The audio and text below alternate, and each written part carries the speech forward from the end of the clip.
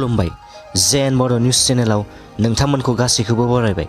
नोंथांमोना भिडिअखौ फारियै जोबजासे नायलांदो। मोनसे गोनांथार खौरां, फैगौ 10 मेनि सिगां रायजोनि नख'र आरो हाग्रा बिफानाव 5,000 लांदां मासिनि थिसनथाइनि गेजेरजों 1 लाख लांदां मासि थिसनथाइ थांखिखौ रायजो सरकारा आबुं खालामगोन। आसामनि गिबि मन्त्रि डक्टर हिमन्त बिश्व शर्माया थांनाय 11 जानुवारि खालारखालि आसाम पुलिस डिजिपिनि मावखुलियाव पुलिस बिफाननि मोनसे हाबाफारियाव बाहागो लानायनि उनाव बे गोनांथार बाथ्राखौ मिथिहोदों। अल बड' एक्स-भलन्टियार्स फर्स अर्गानाइजेसननि बानजायनायाव फिन बड'लेण्ड सोमावसारनाय हाबाफारि। क'क्राझार जिल्ला बेंगिरि मावखुलिनि साखाथियाव थानाय सिरलेन्ड पार्कआव अल बड' एक्स-भलन्टियार्स फर्स अर्गानाइजेसना मोनसे धर्ना हाबाफारि लादों। बे हाबाफारियाव बाहागो लानानै न' बड'लेण्ड न' रेस्ट, वी वान बड'लेण्ड बायदि स्ल'गानजों ओनसोलखौ सोगोमखांहोयो अल बड' एक्स-भलन्टियार्स फर्स अर्गानाइजेसननि सोद्रोमाफोरा।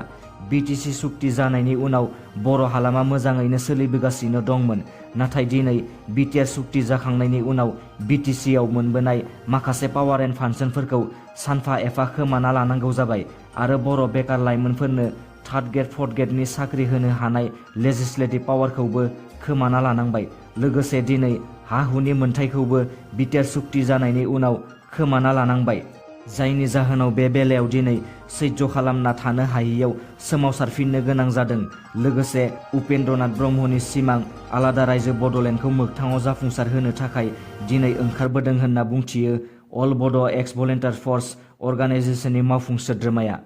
मोब्लिब बिलनि बेसेन बांनायखौ लानानै चिरां जिल्ला आम आदमी पार्टीनि गोख्रों धर्ना। फैगौ 2026 मायथाइनि बिसायख'थियाव बिजेपि सरकारखौ आसाम आरो भारतनिफ्राय आउट खालामगोन। चिरां जिल्ला आम आदमी पार्टीआ गोख्रों थांखि लादों। दासान्दि भारतनि गुबुन गुबुन रायजोआव एएपि दोलोनि दोहौखौ नुनो मोन्दों। बेबायदिनो आसामावबो चिरां जिल्ला एएपि दोलोआ गोख्रों महर लादों, जायनाखि बिजेपि दोलोनि हेंथायै मोब्लिब जेंनाखौ लाना खुद्रिखांदों। मोब्लिब बिलनि बेसेन बांनायखौ लानानै चिरां जिल्ला एएपि दोलोआ गोजोननाय मोनाखै। जाय समाव भारतनि गुबुन गुबुन रायजोआव एएपि दोलोआ सरकार बेसेन नाङै मोब्लिबनि सुबिदाखौ होगासिनो दं, नाथाय बिजेपि सरकार दैदेननाय आसामाव सानफा एफा मोब्लिब बिलनि बेसेन बांनायखौ नोजोर होदों।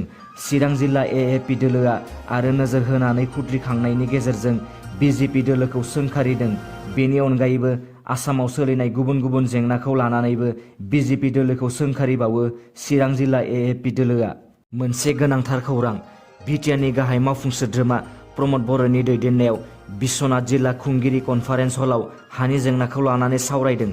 बिश्वनाथ जिल्लानि 3 एमएलए, सनितपुर आरो बिश्वनाथनि 2 जिल्ला बेंगिरि, सनितपुर आरो बिश्वनाथ जिल्लानि एबसुनि दैदेनगिरिफोर, मावख'गिरि, गहपुर जिल्ला ट्राइबेल संघनि दैदेनगिरि आरो माखासे रायजो राजाफोराबो मैया गोनां सावरायनाय समाव बाहागो लायो।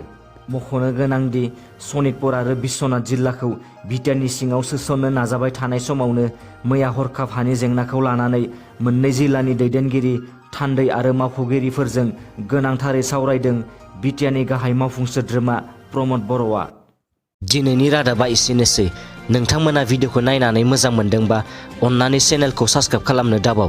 लोगोसे लाइक, शेयार आरो कमेन्ट खालामहर, जाहाथे उनाव आं नोंसोरनिसिम गोदान गोदान निउसनि आपडेटफोर लाबोबाय थानो हायो। गोजोन्थों।